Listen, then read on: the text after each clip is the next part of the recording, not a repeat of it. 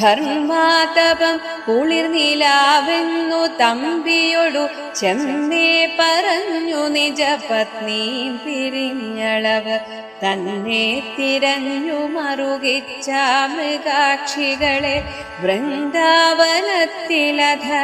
നാരായണായ നമഃ. ജ്ഞാനം കണക്കയുടനഞ്ചക്ഷരങ്ങളുടെ ഊനം വരുത്തിയൊരു നക്തഞ്ചരിക്കുബത പൂനോരു ദാസിയെ മനോജ്ഞാംഗിയാക്കിയതും ഒന്നല്ലയാളു ഹരി നാരായണായ നമഃ.